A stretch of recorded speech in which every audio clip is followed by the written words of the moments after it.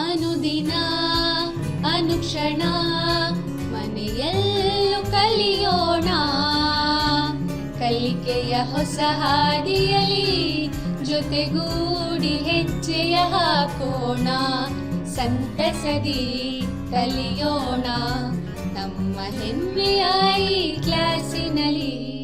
Yes sir. Yes teacher. Present ma'am.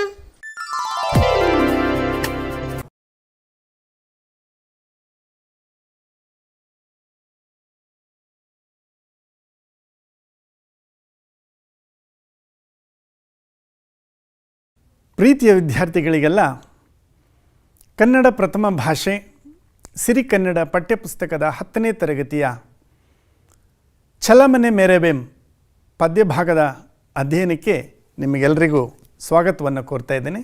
ನಾನು ಚಿಕ್ಕ Deve Gowda, Karnataka public school, Uttarahalli, Bengaluru ದಕ್ಷಿಣ ವಲಯ 1. ಪ್ರಿಯ ವಿದ್ಯಾರ್ಥಿಗಳೇ, ಇವತ್ತು ನಾವು 10ನೇ ತರಗತಿಯ ಪದ್ಯಪಾಠ 6 ಛಲಮನೆ ಮೆರೆವೆಂ ಎಂಬ ಪದ್ಯವನ್ನು ಅಧ್ಯಯನ ಮಾಡೋಣ. ಈ ಪದ್ಯಭಾಗವನ್ನು ರನ್ನಕವಿ ಬರೆದಂತಹ ಗದಾಯುದ್ಧ ಕಾವ್ಯಭಾಗದಿಂದ ಆಯ್ದು ಸಂಗ್ರಹಿಸಿ ಇಡಲಾಗಿದೆ.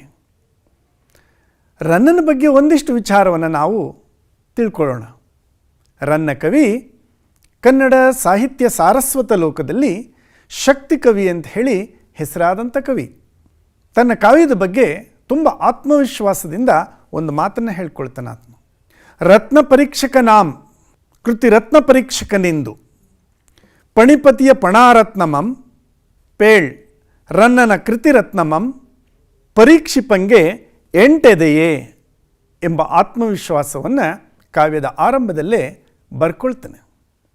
10ನೇ ಶತಮಾನದ ಶಕ್ತಿ ಕವಿ ಅಂತ ಹೇಳಿದೆ. ರತ್ನತ್ರಯರಲ್ಲಿ ರನ್ನನು ಕೂಡ ಒಬ್ಬ. ಪಂಪ, ರನ್ನ, ಜನ್ನ ಈ 3 ಕವಿವರಿಯರನ್ನು ರತ್ನತ್ರಯರು ಅಂಥೇಳಿ ಕರೀತೇವೆ. ರನ್ನಕವಿ ಆಗಮಿಕ ಮತ್ತು ಲೌಕಿಕ ಎಂಬ 2 ಕಾವ್ಯಗಳನ್ನು ರಚಿಸಿದ್ದಾನೆ.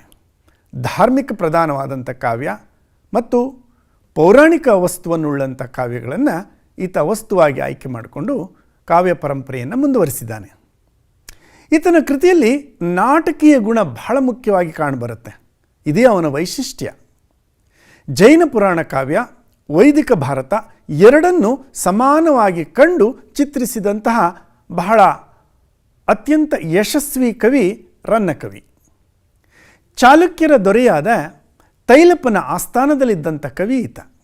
ಚಕ್ರವರ್ತಿ ಇರುವ ಬೆಡಂಗ ಸತ್ಯಾಶ್ರಯ ರಾಜಾಶ್ರಯ, ದಾನಚಿಂತಾಮಣಿ ಅತ್ತಿಮಬ್ಬೆಯ ಕೃಪಾಶೀರ್ವಾದ ಮತ್ತು ಆಶ್ರಯ, ಪ್ರೀತಿ, ಗೌರವಾಧರಗಳಿಗೆ ಪಾತ್ರನಾದ ಕವಿ ರನ್ನಕವಿ. ರನ್ನಕವಿಯನ್ನು ಶಾಸನಕವಿ ಅಂತಲೂ ಕರೀತೇವೆ. ಶ್ರವಣಬೆಳಗೊಳದಲ್ಲಿ ಈತನ ಶಾಸನವನ್ನು ಕೂಡ ನೋಡಲಿಕ್ಕೆ ನಾವು ಇವತ್ತಿಗೂ ಕೂಡ ಕಾಣುತ್ತೆ. ವೈಯಾಕರಣಿ, ನಿಘಂಟುಕಾರ, ಸತ್ಯಾಶ್ರಯನ ವೀರಗುಣ, ಅತ್ತಿಮಬ್ಬೆಯ ದಾನಗುಣ ಆತನಲ್ಲಿ ಮತ್ತು ಆತನ ಕಾವ್ಯದಲ್ಲಿ ನಾವು ಹೆಚ್ಚಾಗಿ ಕಾಣ್ತೇವೆ.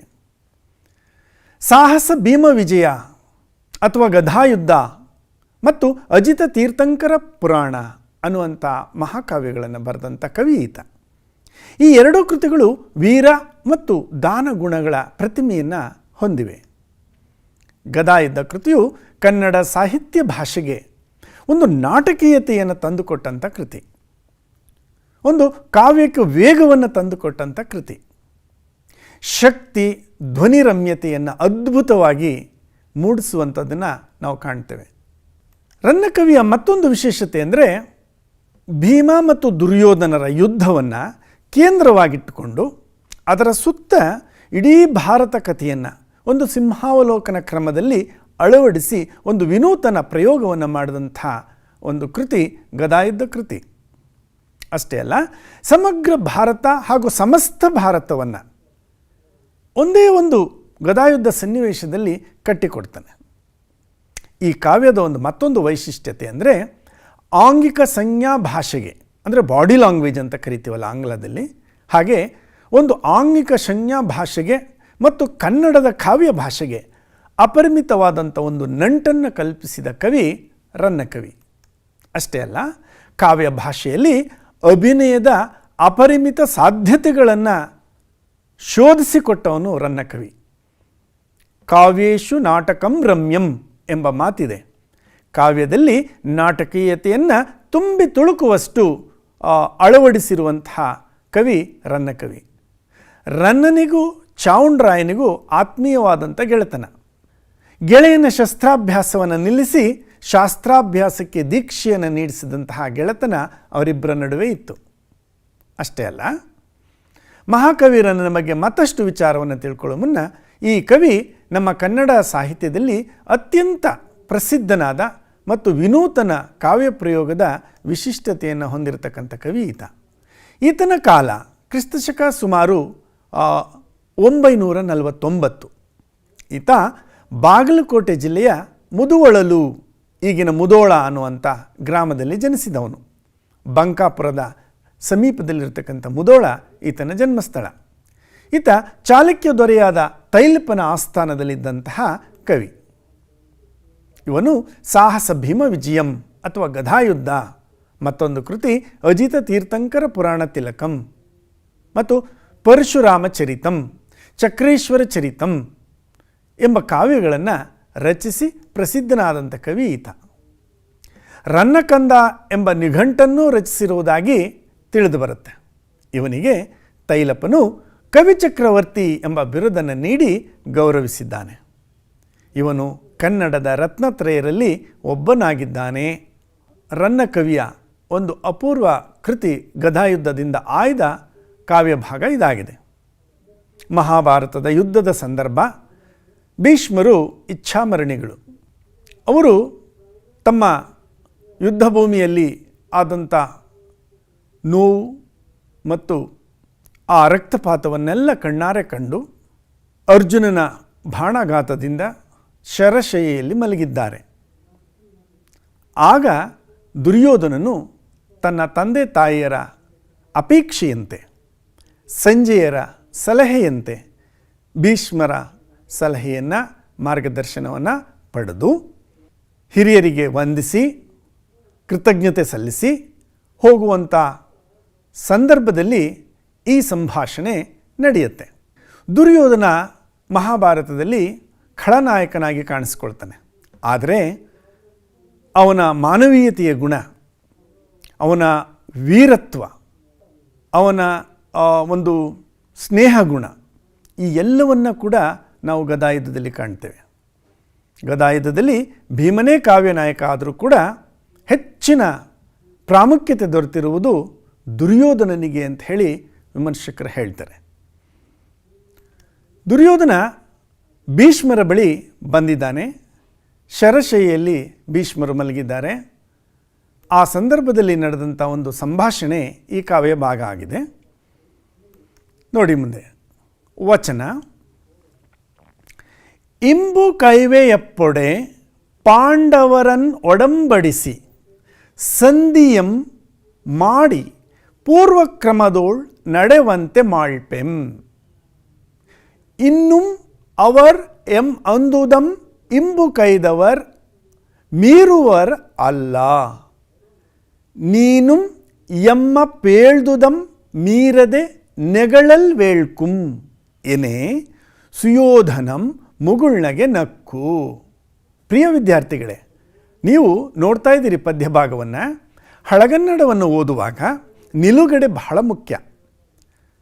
ಅರ್ಥಪೂರ್ಣವಾದಂತಹ ನಿಲುಗಡೆಯಲ್ಲಿ ನಾವು ಬಳಸ್ಕೊಂಡ್ರೆ ಆ ಓದುವಿನ ಅರ್ಥ ಹೆಚ್ಚು ಮನದಟ್ಟಾಗತ್ತೆ. ಅದಕ್ಕಾಗಿ ಅಲ್ಲಿ ಕೆಲವು ಸೂಚನೆಗಳನ್ನು ಕೊಟ್ಟಿದ್ದೀನಿ, ತಾವು ಗಮನಿಸಿ. ಇಂಬು ಕೈವೆ ಎಪ್ಪೊಡೆ ಪಾಂಡವರನ್, ಆ ನೋ ಅನ್ನುವಂಥ ಅಕ್ಷರವನ್ನು ವಿಭಾಗೀಕರಿಸ್ಕೊಳ್ಬೇಕು, ವಿಗ್ರಹ ಮಾಡಿಕೊಳ್ಬೇಕು. ಅಲ್ಲಿ ನ ಪ್ಲಸ್ ಓ ನೋ ಆಗಿರುತ್ತೆ. ಆ ಓ ಎಂಬ ಸ್ವರವನ್ನು ಮುಂದಿನ ಭಾಗಕ್ಕೆ ಸೇರಿಸಿ ಓದಿಕೊಂಡಾಗ ಅರ್ಥ ಸಿಗುತ್ತೆ.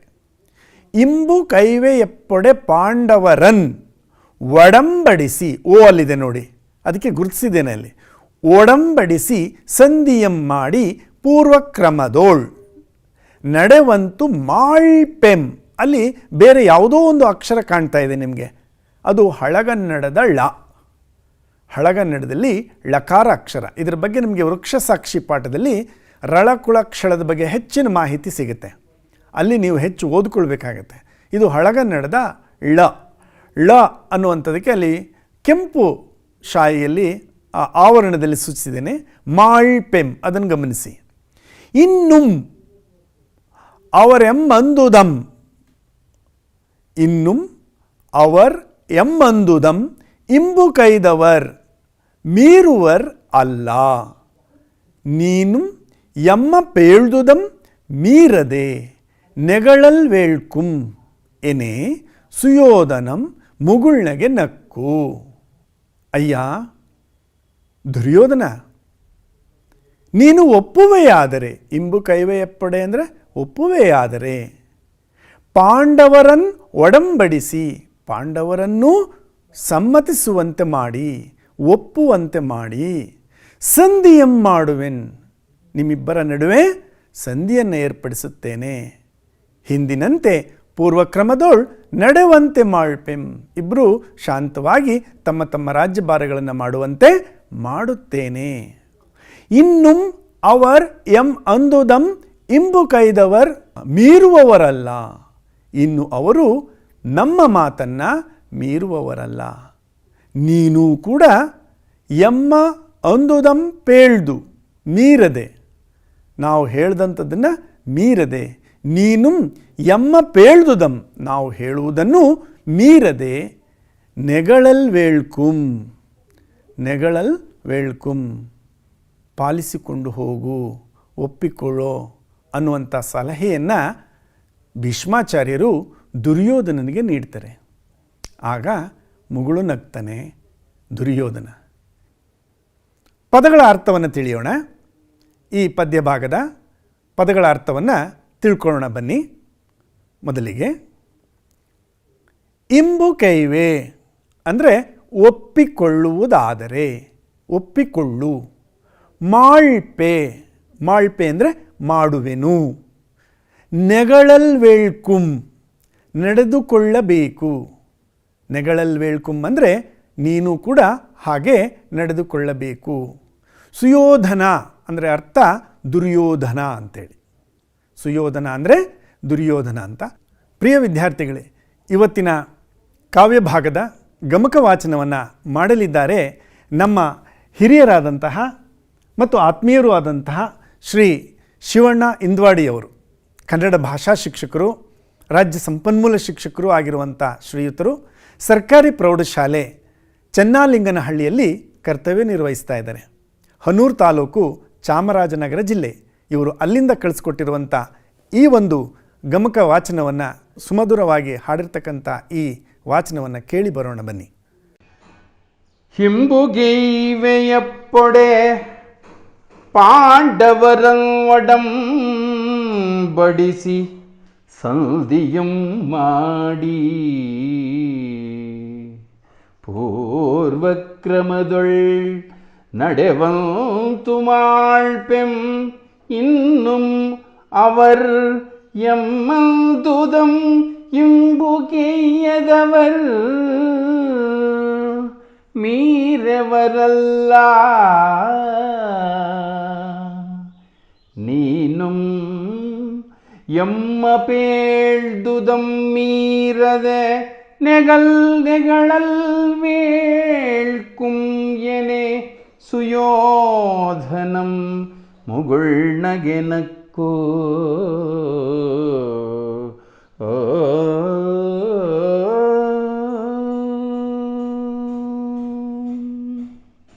ಬನ್ನಿ ಪದ್ಯದ ಸಾರಾಂಶವನ್ನು ತಿಳಿಯೋಣ. ಇಂಬು ಕೈವೆಯಪ್ಪೊಡೆ ಪಾಂಡವರನ್ ಒಡಂಬಡಿಸಿ ಸಂಧಿಯಂ ಮಾಡಿ, ಪೂರ್ವಕ್ರಮದೋಳ್ ನಡೆವಂತು ಮಾಳ್ಪೆಂ, ಇನ್ನುಂ ಅವರೆಂಬಂದುದಂ ಇಂಬು ಕೈದವರ್ ಮೀರುವವರಲ್ಲ, ನೀನುಂ ಎಮ್ಮ ಪೇಳ್ದುದಂ ಮೀರದೆ ನೆಗಳಲ್ ವೇಳ್ಕುಂ ಎನೆ ಸುಯೋಧನನಂ ಮುಗುಳ್ನಗೆ ನಕ್ಕು. ಮಕ್ಕಳೇ, ಭೀಷ್ಮ ದುರ್ಯೋಧನರ ಸಂಭಾಷಣೆಯನ್ನು ಮುಂದುವರಿಸೋದಾದರೆ, ಭೀಷ್ಮರು ದುರ್ಯೋಧನನ್ನು ಕುರಿತು, ಅಯ್ಯ ದುರ್ಯೋಧನ, ಕೇಳು ಮಗು, ನೀನು ಒಪ್ಪಿಕೊಳ್ಳುವುದಾದರೆ, ಪಾಂಡವರನ್ನು ಒಪ್ಪಿಸಿ ಸಂಧಿಯನ್ನು ಮಾಡಿ ಮೊದಲಿನಂತೆಯೇ ಅವರು ನಡೆಯುವ ಹಾಗೆ ಮಾಡುವೆನು. ಇನ್ನು ಪಾಂಡವರು ನಾವು ಹೇಳಿದುದನ್ನು ಒಪ್ಪಿಕೊಳ್ಳುತ್ತಾರೆ. ಅವರು ನಮ್ಮ ಮಾತನ್ನು ಮೀರುವವರಲ್ಲ. ನೀನು ಕೂಡ ನಾವು ಹೇಳಿದುದನ್ನು ಮೀರದೆ ನಡೆದುಕೊಳ್ಳಬೇಕು ಎಂಬ ಸಲಹೆಯನ್ನು ಭೀಷ್ಮಾಚಾರ್ಯರು ದುರ್ಯೋಧನನಿಗೆ ನೀಡ್ತಾರೆ. ಆಗ ದುರ್ಯೋಧನನು ಮುಗುಳ್ನಗೆ ನಗುತ್ತಾ ಹೇಳ್ತಾನೆ, ನಿಮಗೆ ಪೊಡಮಟ್ಟು ಪೋಪಿಂ ಸಮಕಟ್ಟಿಂ ಬಂದೆನ್. ನಿಮಗೆ ಪೊಡಮಟ್ಟು ಪೋಪಿಂ ಸಮಕಟ್ಟಿ ಬಂದೆನ್. ಅಹಿತರೋಳ್ ಸಂಧಿಯನೇಂ ಸಮಕೊಳಿಸಲೆಂದು ಬಂದೆನೆ. ಸಮರದೊಳಗೆನ ಗಜ್ಜ ಪೇಳಿಂ ಆವುದು ಕಜ್ಜಂ. ನಿಮಗೆ ಪೊಡಮಟ್ಟು ಪೋಪಿ ಸಮಕಟ್ಟಿಂ ಬಂದೆನ್ ಅಹಿತರೋಳ್ ಸಂಧಿಯನೇಂ ಸಮಕೊಳಿಸಲೆಂದು ಬಂದೆನೆ. ಸಮರದೊಳಗೆ ಎನಗೆ ಅಜ್ಜ ಪೇಳಿಂ ಆವುದು ಕಜ್ಜಂ. ಅಜ್ಜ, ನಾನು ನಿಮಗೆ ನಮಸ್ಕರಿಸಿ ಆಶೀರ್ವಾದವನ್ನು ಪಡೆದು ಹೋಗಲು ಬಂದಿರುವೆನು. ಆ ಉದ್ದೇಶದಿಂದ ನಿಮ್ಮ ಬಳಿಗೆ ಬಂದಿರುವೆನು. ಆ ಶತ್ರುಗಳ ನಡುವೆ ಆ ಅಹಿತರೋಳ್ ಸಂಧಿಯನ್ನು ಬೇಡಿ ಬಂದಿಲ್ಲ, ಸಂಧಿಯನ್ನು ಏರ್ಪಡಿಸಿ ಎಂದು ಕೇಳಿಕೊಳ್ಳಲು ಬಂದಿಲ್ಲ. ಸಮರದೊಳಗೆ ಏನಗಜ್ಜ ಪೇಳಿಂ ಆವುದು ಕಜ್ಜ. ಈ ಯುದ್ಧ ಭೂಮಿಯಲ್ಲಿ ನಾನು ಮುಂದೆ ಒರಿಬೇಕಾದಂಥ ರೀತಿಯನ್ನು ಹೇಳಿ. ಅಜ್ಜ, ನೀವು ನಿಮಗೆ ನಮಸ್ಕರಿಸಿ ಹೋಗಲು ಬಂದಿರುವೆನೇ ಹೊರತು ಆ ಶತ್ರುಗಳ ನಡುವೆ ಸಂಧಿಯನ್ನು ಏರ್ಪಡಿಸಿ ರಾಜಿ ಮಾಡಿಸಿ ಎಂದು ಕೇಳಿಕೊಳ್ಳಲು ಬಂದಿಲ್ಲ. ಸಮರದೊಳಗೆ ನನ್ನ ಮುಂದಿನ ನಡೆ ಏನೆಂಬುದನ್ನು ಹೇಳಿ ನೀವು. ನೋಡಿ, ದುರ್ಯೋಧನನಲ್ಲಿ ಈಗಲೂ ಕೂಡ ಷರತ್ತಿದೆ, ತನ್ನ ಹಠ ಇದೆ, ತನ್ನ ಛಲ ಇದೆ. ನಾನು ನಿಮ್ಮ ಬಳಿಗೆ ಬಂದಿರುವ ಉದ್ದೇಶ ನಿಮ್ಮನ್ನು ವಿಚಾರಿಸಿ, ಗೌರವಿಸಿ, ಯೋಗಕ್ಷೇಮವನ್ನು ವಿಚಾರಿಸಿಕೊಂಡು ನಿಮ್ಮ ಮಾರ್ಗದರ್ಶನದಿಂದ ಯುದ್ಧವನ್ನು ಮುನ್ನಡೆಸಲು ಬಂದಿರುವೆನೇ ಹೊರತು ಶತ್ರುಗಳೊಡನೆ ಸಂಧಿ ಏರ್ಪಡಿಸಲಿ ಎಂದು ಕೇಳಿಕೊಳ್ಳಲು ಬಂದಿಲ್ಲ ಎಂದು ಭೀಷ್ಮಾಚಾರ್ಯರಲ್ಲಿ ಹೇಳ್ತಾರೆ. ಈ ಪದ್ಯಭಾಗದ ಪದಗಳ ಅರ್ಥವನ್ನು ತಿಳಿಯೋಣ ಬನ್ನಿ. ಮೊದಲಿಗೆ ಪೊಡಮಟ್ಟು. ಪೊಡಮಟ್ಟು ಅಂದರೆ ನಮಸ್ಕರಿಸಿ, ವಂದಿಸಿ ಅಂತ. ಅಹಿತರೋಳ್ ಶತ್ರುಗಳಲ್ಲಿ, ಆಗದವರಲ್ಲಿ, ಹಗೆಯವರಲ್ಲಿ ಅಂತ. ಸಮಕೊಳಿಸು. ಸಮಕೊಳಿಸು ಅಂದರೆ ಒಪ್ಪಂದವನ್ನು ಏರ್ಪಡಿಸುವೆ, ಅಥವಾ ಸಮಕೊಳಿಸು ಅಂದರೆ ಒಪ್ಪಂದವನ್ನು ಏರ್ಪಡಿಸಲು. ಕಜ್ಜಂ. ಕಜ್ಜಂ ಅಂದರೆ ಕಾರ್ಯ, ಕೆಲಸ ಅಂತ ಅರ್ಥ ಆಗುತ್ತೆ. ಅದಕ್ಕೆ ಗಮಕವಾಚನವನ್ನು ಕೇಳ್ಕೊಂಡು ಬರೋಣ ಶಿವಣ್ಣ ಸರ್ ಅವರ ಮಧುರ ಕಂಠದಲ್ಲಿ. ನಿಮಗೆ ಪೊಡಮಟ್ಟು ಪೋಪಿ ಸಮಕಟ್ಟಿಂ ಬಂದೆನ್. ನಿಮಗೆ ಪೊಡಮಟ್ಟು ಪೋಪಿ ಸಮಕಟ್ಟಿಂ ಬಂದೆನ್. ಅಗಿತರೊಳ್ ಸಂಧಿಯನೇ ಸಮಕೊಳಿಸಲೆಂದು ಬಂದೆನೆ. ಸಮರದೊಳ್ ಅಜ್ಜ ಪೇಳಿಂ ಆವುದು ಕಜ್ಜಂ.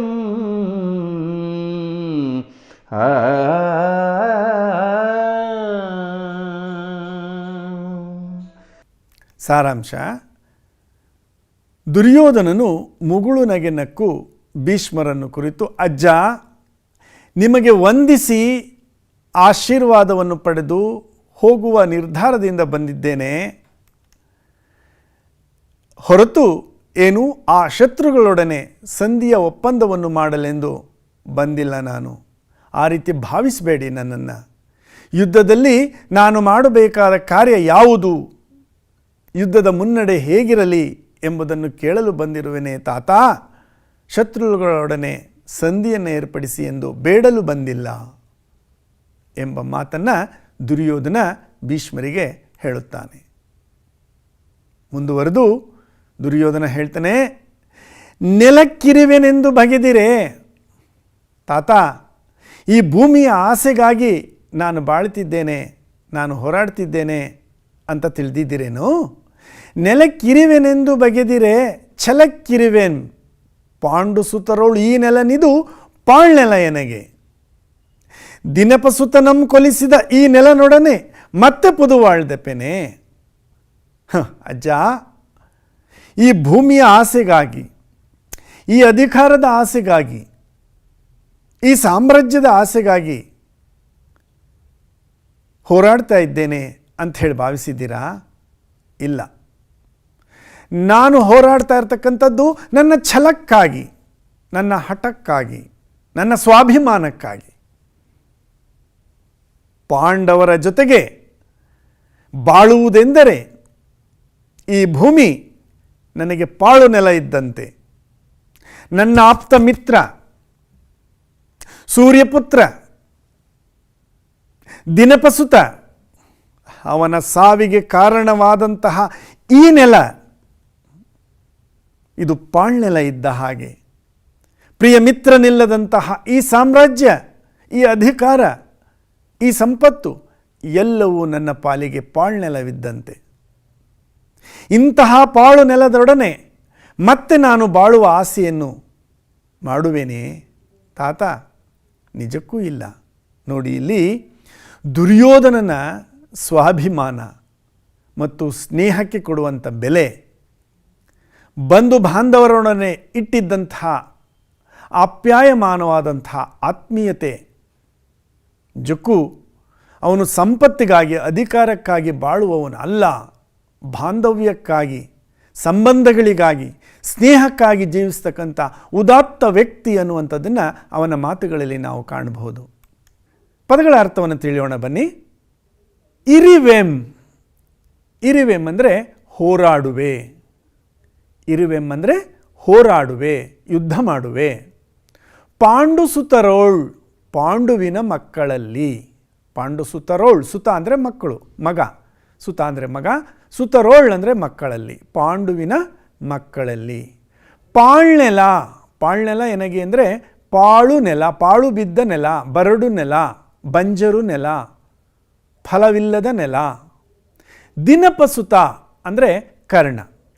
ದಿನಪಸುತ ಅಂದರೆ ಕರ್ಣ. ಈ ಪದ್ಯದ ಗಮಕವಾಚನವನ್ನು ಒಮ್ಮೆ ಕೇಳಿ. ನೆಲಕಿರಿವೆನೆಂದು ಬಗೆದಿರೆ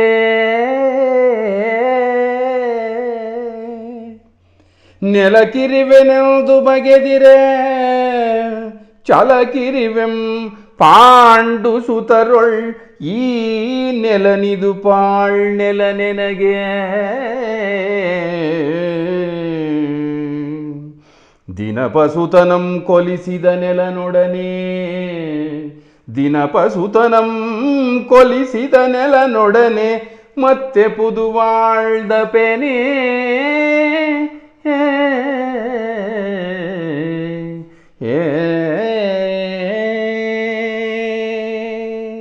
ಬನ್ನಿ ಪದ್ಯ ಭಾಗವನ್ನು ಅರ್ಥ ಮಾಡ್ಕೊಳ್ಳೋಣ.